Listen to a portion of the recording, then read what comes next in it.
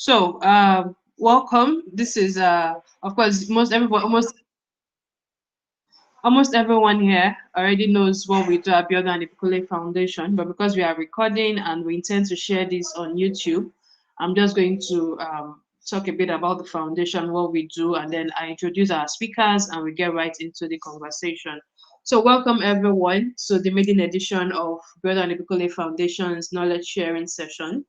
The whole essence of the session, Abiodun and Bikule Foundation, we're a non-profit organization running out of Lagos, Nigeria. And what we do is we empower entrepreneurs in Africa with a first focus on Nigeria. We empower them with capacity building, asset grants, and mentoring to ensure that they are able to scale successfully and then they're able to take their place in the global market. So it has always been part of our goal, our objective that entrepreneurs we support are able to access international markets.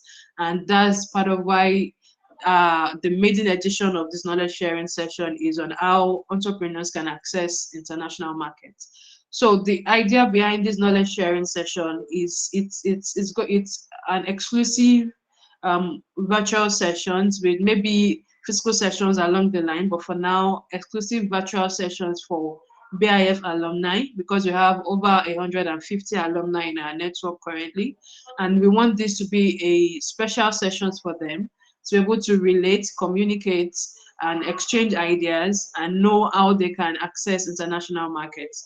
Rather, how they can further grow their businesses to take it to a global levels and all of that. We just want entrepreneurs in our network to thrive.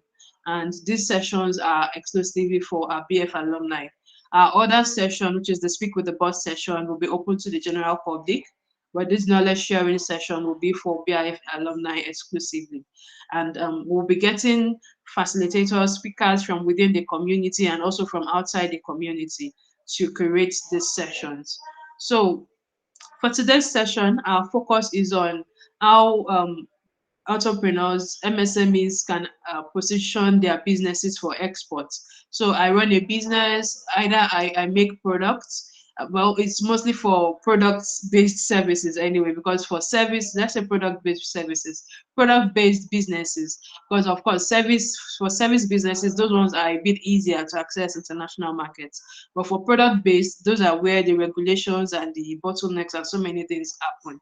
So we have two able facilitators here who are alumni of our foundation who have been able to get their products to international markets and who today will be telling us how we too can also get our products to international markets. So permit me to introduce Mrs. Elizabeth Oladepo, the CEO of O7 Foods Global. Yeah, we are global. We are doing global things. So Elizabeth is a forward-thinking entrepreneur and the CEO of O7 Foods, a company committed to offering nutritious and safe food products in collaboration with smallholder farmers, with a special focus on women-owned farms, while also reducing environmental degradation by converting crop waste into livestock feed.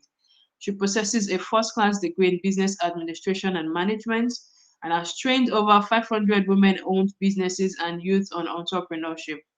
Beyond her leadership at O7 Foods, Elizabeth actively engages with multiple esteemed organizations such as the Lagos Chamber of Commerce and Industry and Orange Corners Nigeria. She is a 2022 Dutch MFA One Year World Ambassador and a member of the Youth Advisory Committee to the Kingdom of the Netherlands.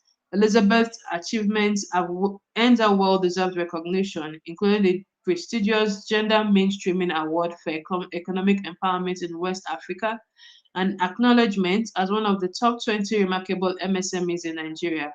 She has received honors like the 25 Under 25 Award for Agriculture, the LA Recognition Award for Enterprise, and the Professor Oshibajo Innovation Challenge Award.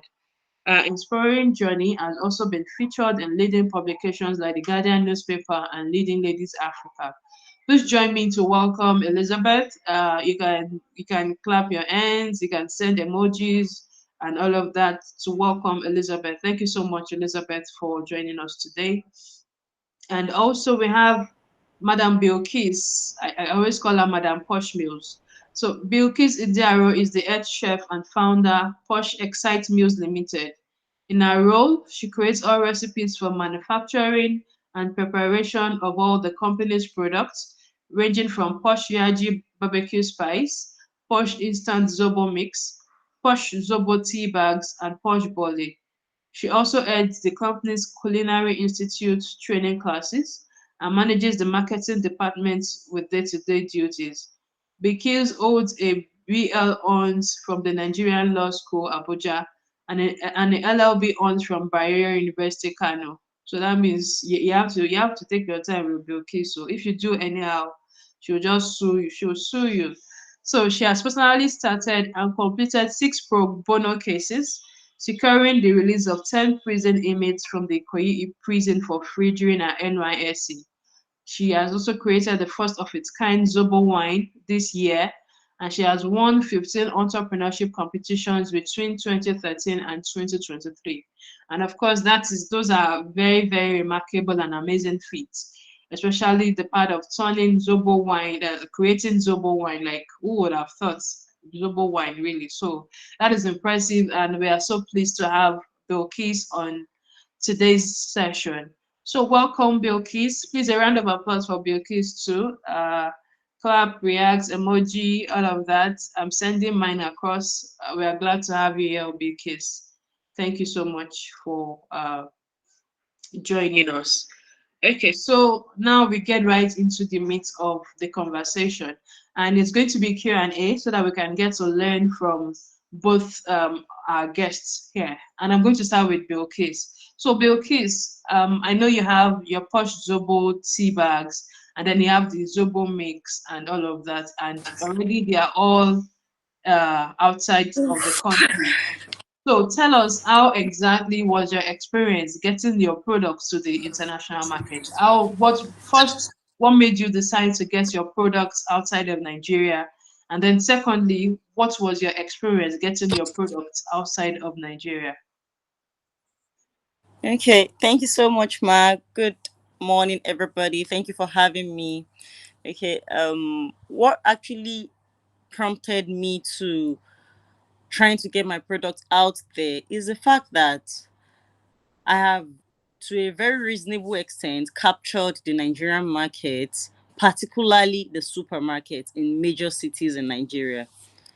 And I realized a lot of people, I do a lot of sponsored ads. I realized a lot of people see my ads from the diaspora. They want to have those products. And it's so difficult at times sending little volumes abroad because they get to spend a lot of money on logistics to deliver it to those places. So that was like the major push that made me to start looking for ways to actually push my product out there to at least the major cities we have, or let me say to major cities where Nigerians are predominantly in, particularly UK and US. So what I had to do was to look for African stores in those places so that those African stores will be the ones to stock the products. And when people from those countries need those products, I just direct them to, oh, go to XYZ store in UK, go to XYZ store in US, call this phone number. This is our distributor in that place. Currently, I'm working on pushing my products to Saudi Arabia. I'll be there from next week, Tuesday, by the grace of God. So the main goal is to go and identify the major African stores there. I've started doing my work from here. So the main goal is to identify those major stores and try to pitch my products to them, sell to them in bulk, so that the Africans that are in those parts of the world that need my products, that want to buy 10,000 naira, 20,000 naira, 30,000 naira worth, those small quantities, let them go and buy from those places instead of stressing us and stressing themselves to buying from Nigeria with a lot of DHL delivery costs. So that's like the major thing that pushed me into pushing my product out there. Thank you so very much, Bill. Okay, so I'm still going to come back to you with to like get exact details, information, on how to identify, to do the research and the regulations and all of that? Because I know that there are definitely regulations guiding all of this. So I'm going to come back to that. But before I do that, let's hear from Elizabeth also. So, Elizabeth, tell us what motivated you to want to get your product outside the country, and what was your experience in going about it?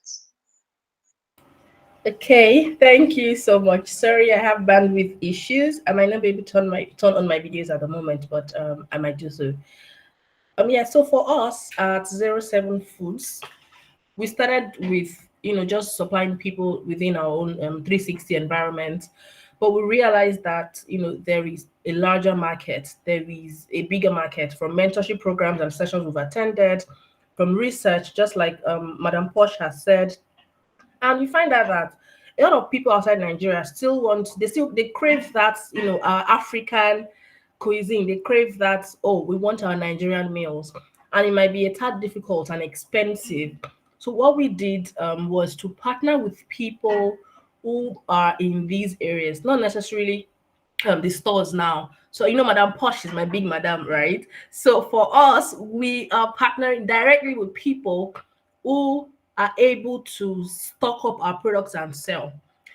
We had an experience sometime, and a white man like Oyinbo man was telling us that we have Chinese people that make our gari, and you would think it's made by a Nigerian. So there is problem with identifying our own original brands in stores, right? So how we've been able to push through is to identify people who sell African food products either online, either through eBay, even in stores, and partner with these guys to take our products. And we also try to leverage on the wide network we have through different programs we've attended. So I don't know. I think that's how we were able to kick through into the export market, and also from various people who come online to say, "Oh, I found your product here. How can I get it?" So having to push our products through collaboration with other people is what has done it for us over time. All right, thank you so very much, Elizabeth. So now I'm hearing two things. While Madam Punch is able to work directly with stores, you are working with individuals and all of that. And I believe they all both have their advantages and I don't want to say disadvantages, but they both have their advantages and issues. So, but now to now go into how everyone here, because everybody on this call joins because they actually want to get their product outside the country.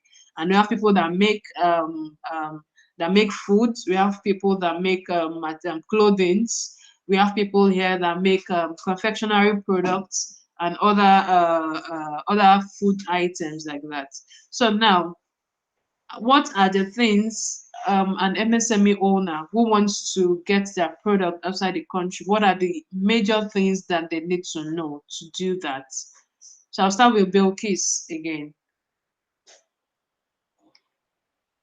Okay, so for MSMEs who wants to get their product out there, if you are in the food business like I am, the most important thing is to start with those local regulations. You need to those certifications, like the get your certification with the Corporate Affairs Commission, SON if you can. It is very essential. In fact, it is compulsory, but we SMEs take it for granted. SON2 is compulsory. NAFDAC is like the most important of all. Then Nigerian Export Promotion Council. I just recently got accredited with Nigerian Export Promotion Council because I've not had a need to have a collaboration with them. The reason why I had to do that now is because I realized if I really want to go out there to the international market, attend exhibitions in Dubai, in UK, in all those places, I need a partnership with the Nigerian Export Promotion Council.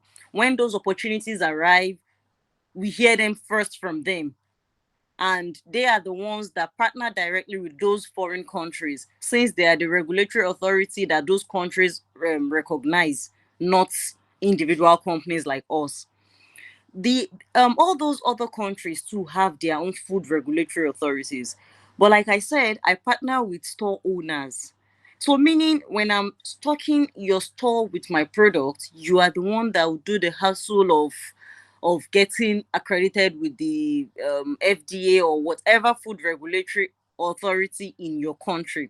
The only one I think I might have to do personally is the Saudi Arabia, because at the moment I don't have any particular store owner I've had a sealed deal with. You understand?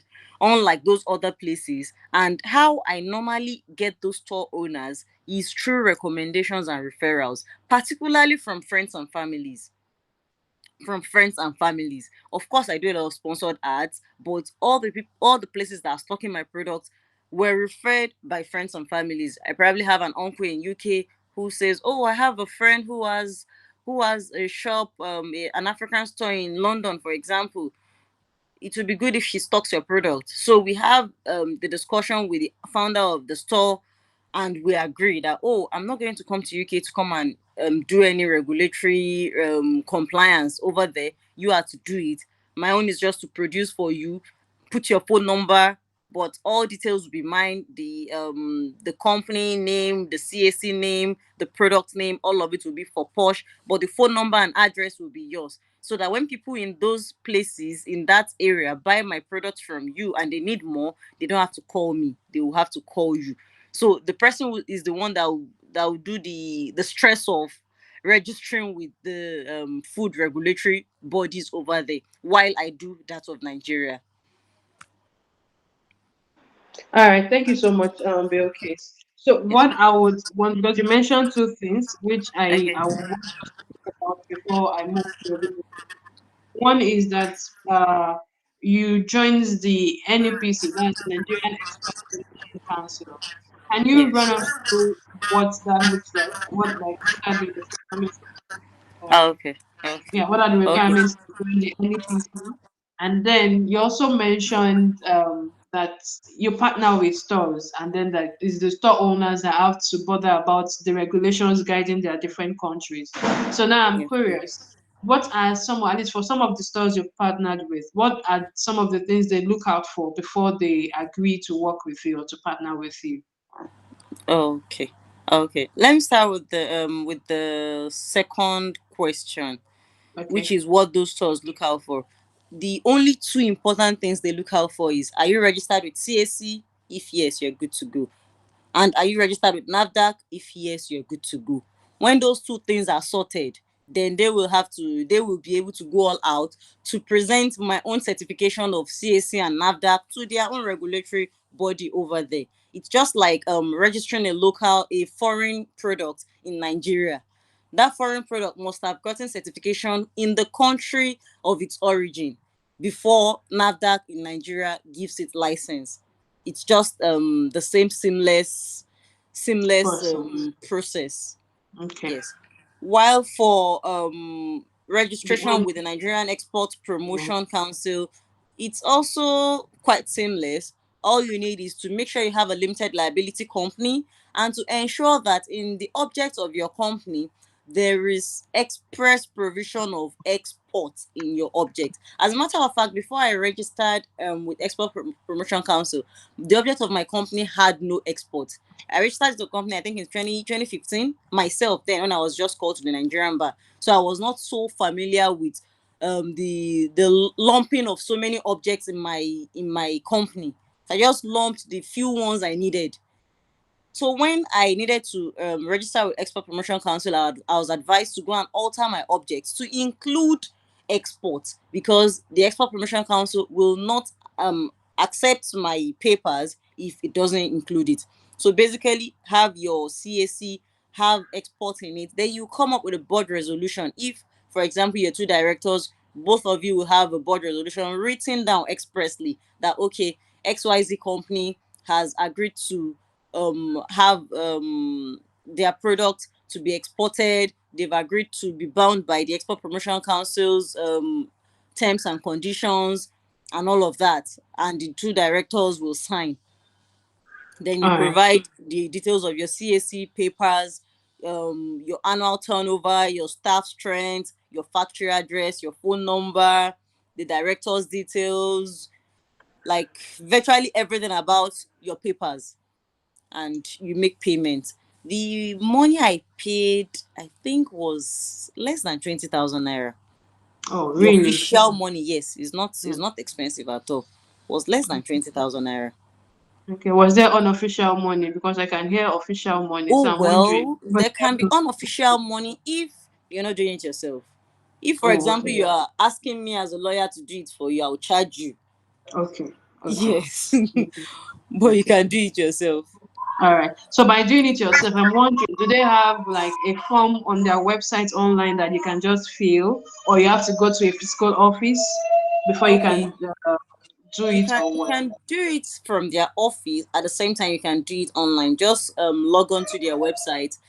You fill the form, you make the payment, then they will generate a code and send to your email where you get to accept it, and that's it. It's a very seamless process. Very seamless. Thank you so very much, Bilqis. Thank you. Welcome. So now I come to you, Madam Secretary, and to ask you the same question I asked Bilqis at first. And that's that. What are the things an MSME owner should know or should have in place before they start thinking of export? Okay, I think Balkis, has touched everything. Um, there's literally nothing else. But what another thing to also know is the requirements. So maybe the packaging requirements of any country you're going to. So if you're supplying, for example, UK, their requirements is different from Australia. If you're going to drop products in Australia, it's a hassle. But come to think of it, it's not just only products you can export. You can also export your service. You can export services. Um, and then I think the creative industry is also doing great and amazing in this area. So requirements differ from country to country, and I think that's just it. Balkis has literally hit the nail on the head, and she has touched every area that has to be touched, from NEPC to NAVDAC to SON. And another thing for product businesses, especially for food, cream, pharmaceuticals, every other thing, you need to also have a laboratory report for each batch of products you are going to be sending out. So aside sending your NAVDAC or your SON, your CAC to the people you're sending these products to, or your people you're partnering with, they would also require a document, a laboratory analysis showing the compound and elements, the content of the products you're sending out there. So I think that's it. All right, all right. So the laboratory reports now, will it be generated each time you want to send packages out, or once you've done it, you can keep reusing the same one for each time you want to export?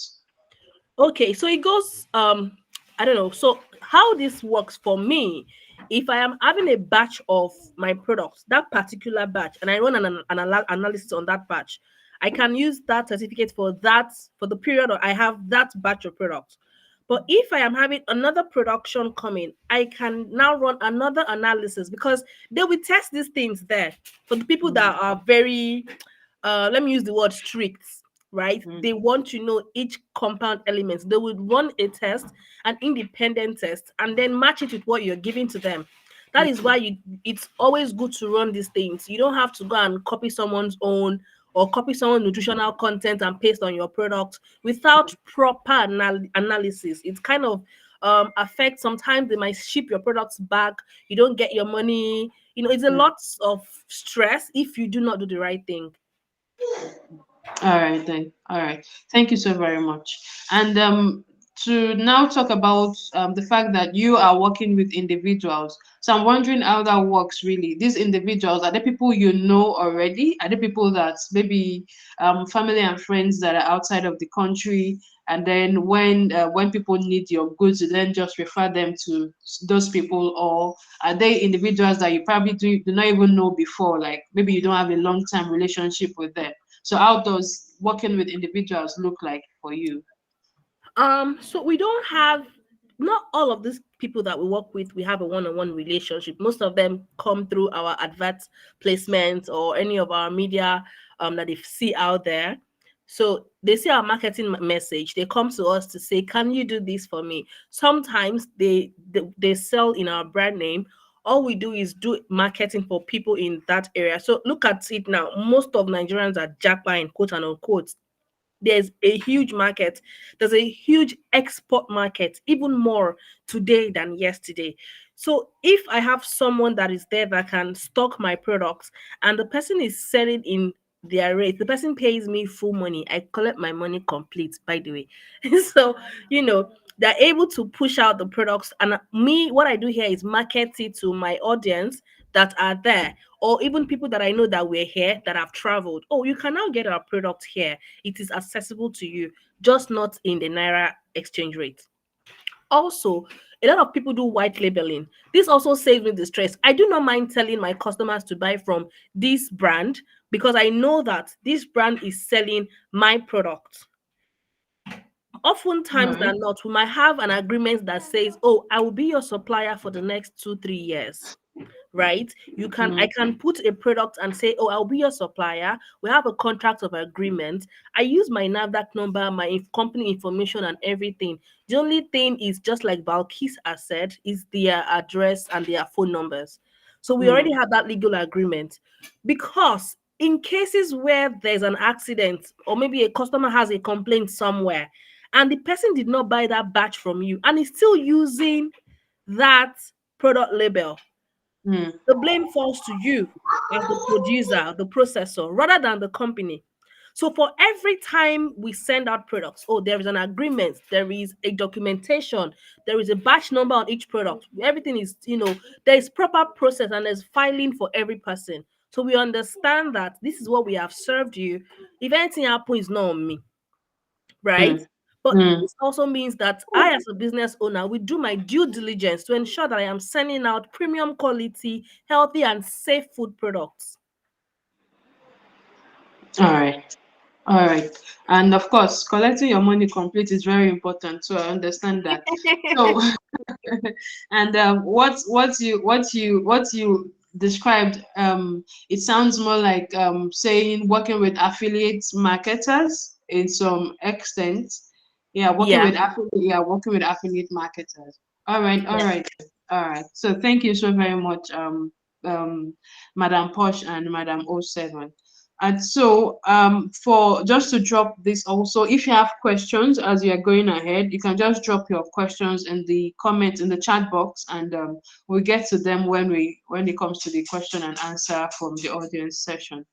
So, and just to run through the regulations and certifications again to be sure, because that was one of the questions I was going to ask, but thankfully you both covered them. But I just want to run through them to be sure that none has been left out, and then anyone here would be sure that there are no external regulations outside of this.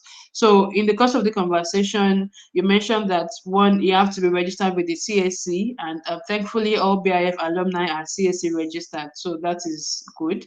And then you also mentioned that there has to be NAVDAC certification and then SON. So now, where does SON comes in? Is it all products that require SON certifications? I'm going to ask that from Bilqis again. And then you mentioned SON, you mentioned NAVDAC, CAC, and then NEPC. So outside of those, like those four major ones, and then having a laboratory report for each batch of products, are there any other regulations or certifications that exporters have to look out for? I know you are both from the food industry, but is there anyone that maybe, let's say, someone in fashion has to look out for, or something like that? Can you speak to that, Bilqis and Elizabeth? But I'll start from Bilqis. Well, for those in the fashion industry, honestly, no, I have no idea of that. If there is any special regulatory body they should be a part of, I honestly don't know about that. But about SON is supposed to come in line with NAVDAC, like alongside NAVDAC. But I think what they got wrong in SON is the fact that there is no adequate awareness. I'm still not certified with SON. I've been on their neck for almost 2 years now. They're always busy. To schedule you for inspection is a lot of problem. But if they come to my factory without me being having a file in their in their office or a folder in their office, I am liable to a very ridiculous fine. Yes, every production based business must be certified with SON. But unfortunately, we don't have so much awareness of it. Once they identify any production factory without SON certification, you're going to be fined. And it's one very crazy money. I remember when we started Idiaro Water Factory then, we didn't approach SON, but it came to the factory. Being a water factory is much bigger than the regular Yaji, Zobo, and the likes that we're doing. So that one is something that they will know easily and they will hear about it easily. Even though our factory is in a very hidden place, they found us and they find us. So we had to pay the fine and now go to their office, properly open a file with them. They do inspection, I think, is it once yearly or twice in a year? I think it's once in a year, I can't remember.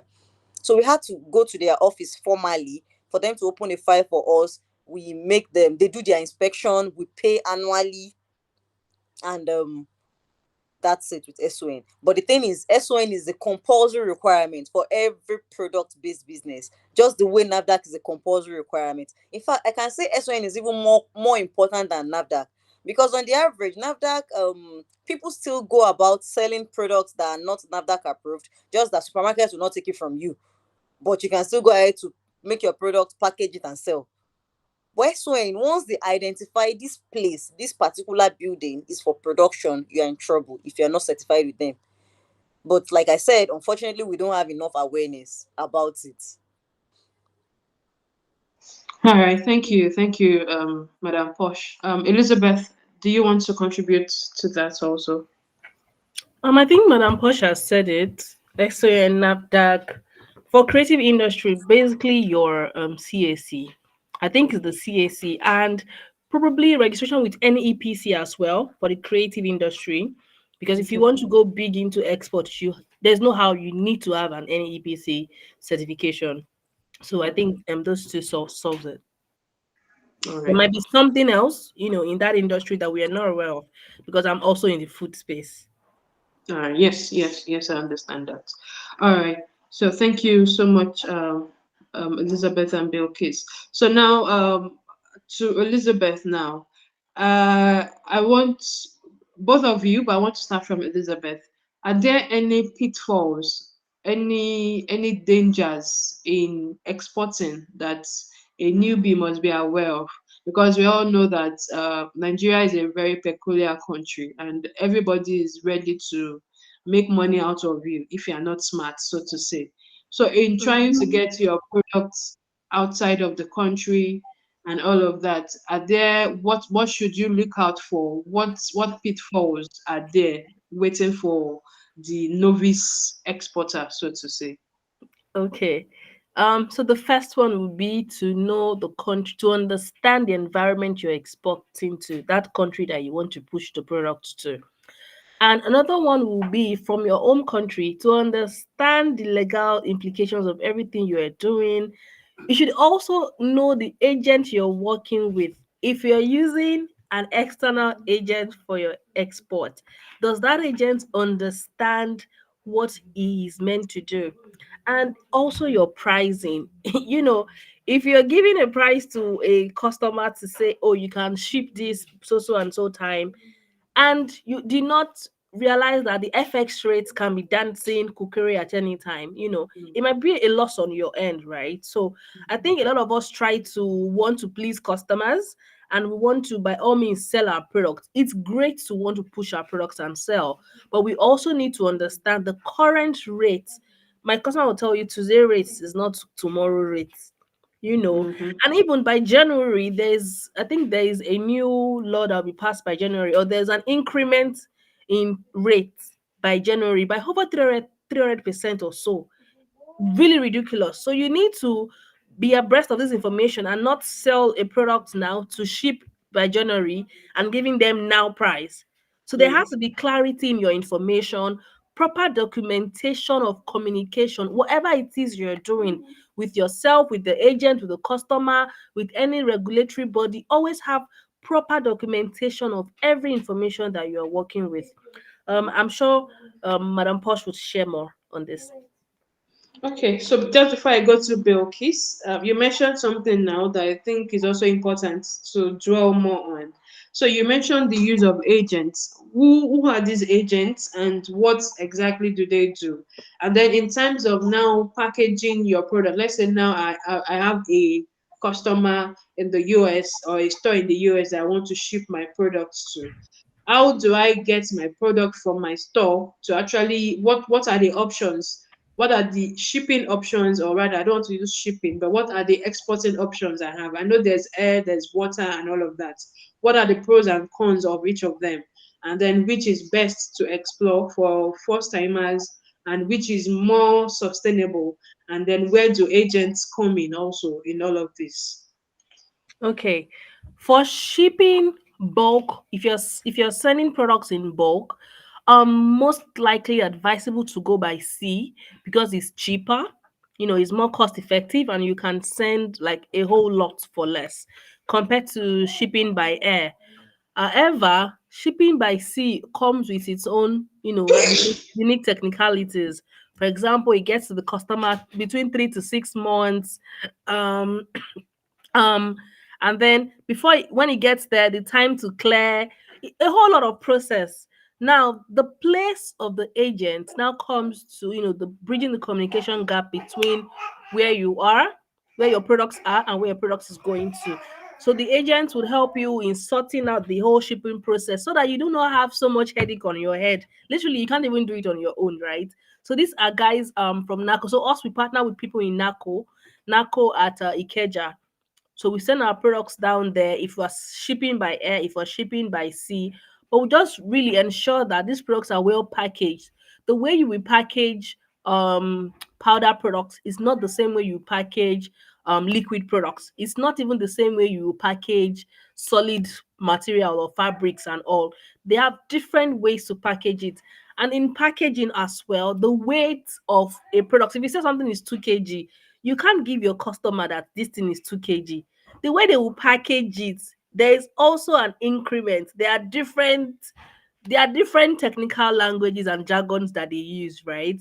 So you just have to know, also working with the right agent so that you are not scammed. And agents that would keep you informed, not the ones that would say, oh, I'm going to ship a product and then they abandon you. There's no communication link and all. Yeah, I think that's it. All right, great. Thank you so much, Elizabeth. So, really, what I got is that these agents, most of them are NACO staff, and then so that means for you to be able to make contact with them, you have to probably visit the NACO office in Lagos or something. Just to clarify that. So most of them might not be narco staffs, but there are people who work, who do shipping. They have their own they have their own shipping companies or their own agencies to say, oh, Okay, you go to okay. narco to do the work. So you just maybe know someone that knows someone that's reliable, or you go there yourself. So if you go there yourself and meet a lot of people, you might get scammed Hmm. because they'll tell you, oh, I've done this, but where's the proof? But if you know Hmm. someone that has done it before and there's a proof of transaction, and the Hmm. person says, oh, this person has done it for me times without number, I trust this person to deliver, you can Hmm. bank on that trust. Not necessarily just going to NACO to say, oh, you come and ship for me, can you do this? And you see the person arranging bags and all, you might get scammed. Right.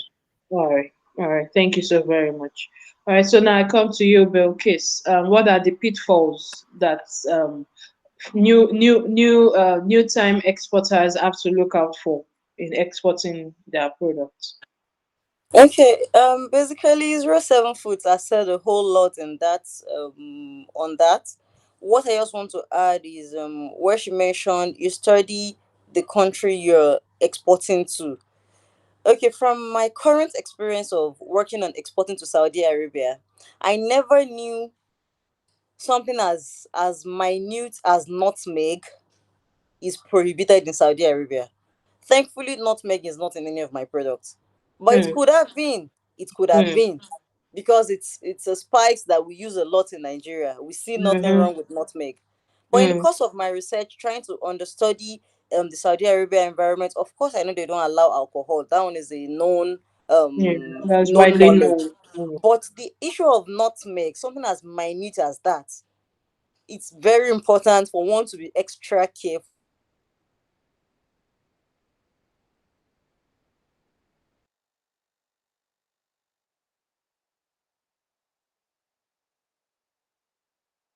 that are prohibited with them. And of course, places like that, Saudi Arabia, I'm talking about again, there is a certain certification, halal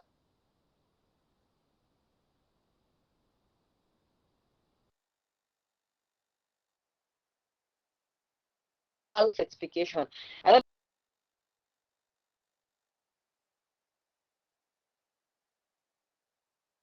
Uh, I don't know if it's Bilqis's network or mine. I think she's breaking. Bilqis, are you back now? Okay, you're muted. I'm so sorry about that. Yeah, it's fine. It's Ugh. fine. Yes, I was talking about the halal certification. Um, there on products generally, I'm sure we must have noticed halal written in Arabic on products. Yeah, and Most product, of yes. us just write halal because we want Muslims to buy from us, because we Mm. want Muslims to see it as it's a product that is good for them. Whereas it is not the case. There's a certain body for that certification that you must be certified with, just the way you're certified with CAC, with NAFDAC and the likes. So one has Oh, to deliberately understudy the country you're shipping your product to, so that you don't fall into the mistakes that will make them to seize your goods or will warrant criminal sanction and the likes. So that's like the basic thing I want to add to what 07 Foods has said on it. oh, all right then. All right. So thank you so very much for that. And it's quite interesting because I didn't know that the halal, there's actually a regulatory body for halal. So that's interesting and good to hear right now.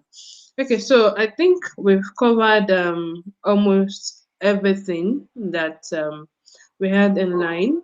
Sorry, that I intended us to cover, and this is where I then ask for questions. I know a couple of persons joined us later, so if I can just do a quick recap for people that joined us a bit late, and that's on in getting your products outside the country. It's important one that your business is registered and that registered with the CAC, and that if it's NAFDAC certified, you must also have some certification, and you must, for you to be able to access a wider range of people internationally, then you should be registered with the NEPC also. And then also in getting your product outside the country, you can leverage partnering with African stores or partnering with stores outside of the country. So you can form partnerships with stores for them to stock your products, and then you could also work with individuals, and like what Seven Foods does. She works with individuals on more like an affiliate partnership basis or white labeling basis, whatever works for you. So there are just options that you can explore in exporting your products and services. And then also for uh, for some pitfalls, and you also need to have understand the requirements for each country you want to export to. So there's a need to do a research to first understand what each country that you want to take your products to, what they look out for in their products, what laws guide them, what are the packaging requirements for the countries. Are there products that are prohibited, so you don't go and send your products there and then it's just confiscated or something. So you need to watch out for all of those also. And then in shipping itself, you can explore sea shipping or air shipping. But then there are pros and cons for both of them. So sea shipping for bulk products, but then you also need to consider the time, because of course sea shipping takes longer, and possibility of, let's say, the ship sinking, or your products getting damaged and all of that. So they are just pros and cons, and there are factors that anyone looking to export must put into consideration. And then you must also look at the agents that you would work with. That if you are going to do it yourself, you need to look at the agents you are going to work with to help you in the shipping aspect of it. So be careful so you don't fall into the hand of scammers. Work with only certified or trusted agents. And then for the NEPC is the Nigerian Export Promotion Council. To register with them also, you just need to have your company has to be registered as a limited liability company, and then as part of the objects of your company, exports must be stated in it, and then you should have a board resolution for exports. They will consider your turnover, your staff strength, and all of that. So, but the registration process itself is seamless. So I would advise that for everyone on this call uh, that is actually ready to start exporting, and even if you are not ready, maybe you are looking at it for sometimes next year, you can start the process of registering with the Nigerian Export Promotion Council. So that's just like to do a brief recap of all we have discussed so far. And so now this is where I throw it open to the fine ladies and gentlemen on this call, and which is, are there any questions that you would like to ask from Elizabeth and Bilqis? Are there things that you think have not been covered? And then for people in the creative industry, let's say you're in the fashion industry, both of our speakers are in the food industry, so of course they have more experience from there. But for the creative industry, fashion designers, it's good that it's not as if your products are going to be consumed; they are going to be worn. So I think what you just need to look out for is the major rules guiding the product, and to be sure that yeah, the major rules guiding the products in the countries you want to go out, you want to take them to, and yeah, and just understanding the legal implications for whatever products you want to take outside of the country. And so there's always the place of research is important. I think that's one thing that this conversation has just brought to fore, that there's a place to research.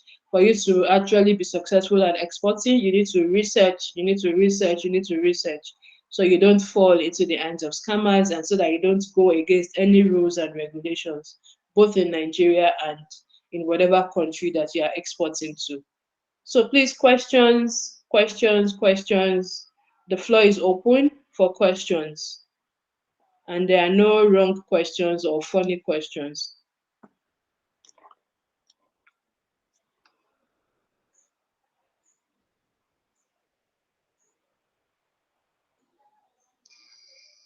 Okay. Now everyone is quiet. I don't know if it's that people are not on this call. Oh, okay. So thank God, they finally have a question. Okay, so Princess wants to know if there are let me read the question fully.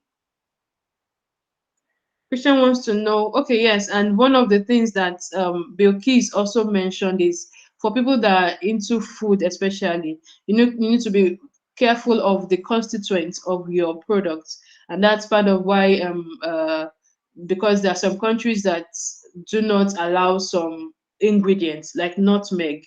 Saudi Arabia, as a country, does not allow nutmeg in their products. So you need to just be careful of the ingredients, and that's part of where research also comes in. So Princess is asking, are there natural preservatives for perishable foods? You mean for perishable foods that you want to export, right, Princess? You can unmute to ask if where you are is not so noisy. So just so we get the context and it's clear.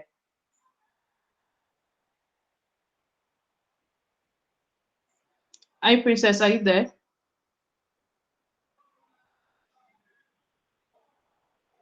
Okay, so yes, she says, and then natural preservatives for perishable foods. And I think what she's trying to know is if you want to export a product, and I think it really will still be on the country you want to take it to, if the country allows for preservatives to be used. But let the experts speak.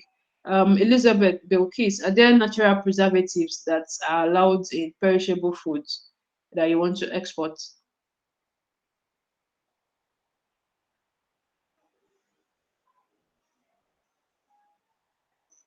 About preservatives for perishable foods. Okay, basically I don't add preservatives to my products. What I just make sure I do is that the ones that are powder based, like the dry products, I make sure I dry them properly. I make sure I process them properly. Once there is no mistake in processing them, they have no business getting spoiled.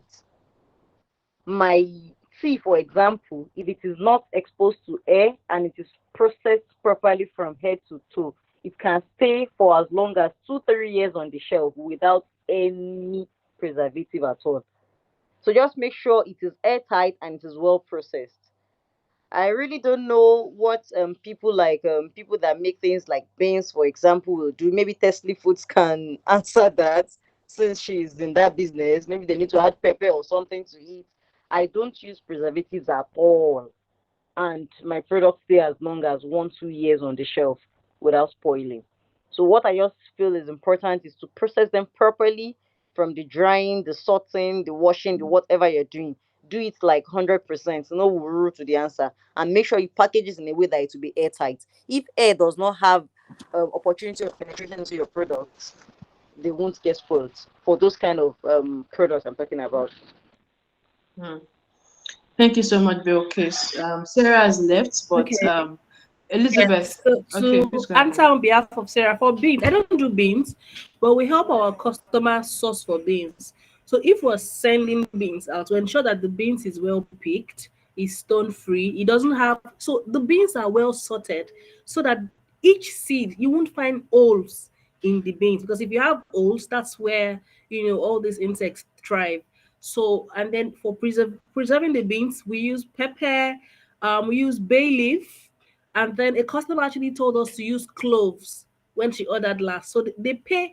Make sure you are charging extra for these things. You can't be using your money to be sorting all this. So bay leaf works perfectly for preservation.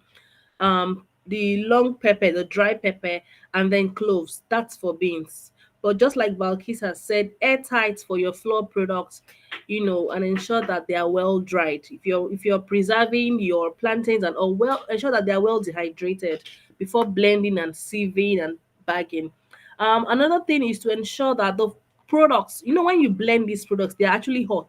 Allow it to be cool before packing, because once it's hot and you just pack and seal, it tends to develop microorganisms in the product, so you want to avoid all these issues. Thank you so much, Elizabeth. And as a follow-up to that, Madam Kume, I'm going to take you. I see your hand up. But just to conclude on this, because what Princess actually is thinking of exporting are date syrups. So she's asking that what about liquid products like date syrup that can't stay as long as 6 months and has to be refrigerated? How do I go about preserving it for exportation? Any either of you can answer the question, if you want to. Okay, Madam Princess, please check out Rafam Foods on Instagram. Rafam, Rafam. R for rat. Rafam Foods on Instagram. Send her a DM. She has a class on preservatives and pasteurization of products. And the preservation and pasteurization methods she uses are the ones that are approved by NAFDAC and by FIRO, because she actually undergo which Oyibo will I use? Undergo whichever one, a training by FIRO and NAFDAC All on right. preservations and pasteurizations. So please check her out and send her a DM so that she can put you through. Thank you so much, Bilqis. Okay, so Uchenna, if you are still here, please unmute yourself and ask your question.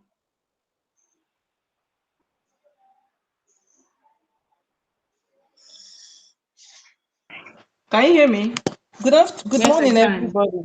Okay. Good My morning. question is based on what Bilqis, if I'm pronouncing it very well, when she was responding to her with respect to preservative, she said dried it very well. If I may ask, at what moisture content do you dry your flour products? Sorry, I didn't get that well. Okay, I said, you said you should make sure that it's properly dried for so that it can Yes, stay on shelf for a year or 2 years. So I'm asking, what's yes. the moisture content? What moisture content do you dry your flour products to? Okay, it depends on what product you're into. I think 07 Foods will be in the best position to talk about flour products because I don't do flour products at all. Okay. Okay, so Yeah. Shokumi makes powdered pap. So I think probably Elizabeth might be in a better position to answer. Bilqis does tea, zobo mix. So the constituent or the consistency is quite different from what pap would be. So Okay. Elizabeth, Okay. So for pap, being my product is flour products quite different from pap. However, I dry my products using 75 degree, and I dry for sometimes 2 days. Sometimes I after drying, I kind of leave to cool and with natural air, right? Before milling and all of that. But I have someone that does pap. Can I come back to you specifically for the pap? I would Okay, ask no, her, and she gives feedback, and I'll put it in the group.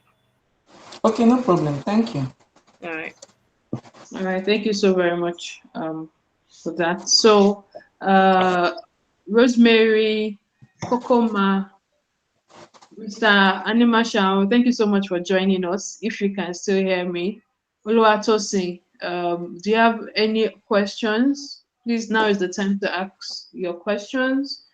If not, then we have to conclude in a few minutes. So, questions.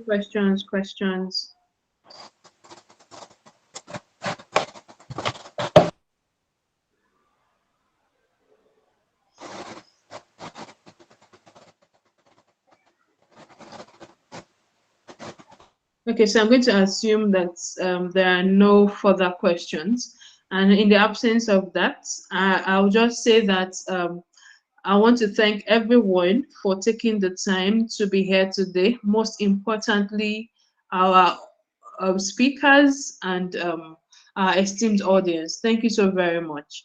And there's going to be a feedback survey. Yes, you should by now you should know that we love feedback because I just want to get your feedback on today's session to be sure it has been beneficial to you and that you got something from it. And for everyone that could not join us at the beginning, the recording will also be shared so you can just take a listen. And luckily, we spent just 1 hour, so it will be quite easy for you to just listen and take notes for any parts you missed out. So thank you once again. The survey and the recording will be shared later today or at most by Monday. And to say and of course as part of the survey because everyone here is a BIF alumni, we would also ask you to tell us what other topics you want us to cover because like I said the whole essence of these sessions is for us to be able to help you grow your business beyond what it is. And by growing your business, of course, you know you need more information. We all need money. So yes, you need money, but you also need more information. So these sessions are to cover the information or the knowledge part of what you need to grow your businesses. So please feel free to tell us all of those when you are filling the feedback form.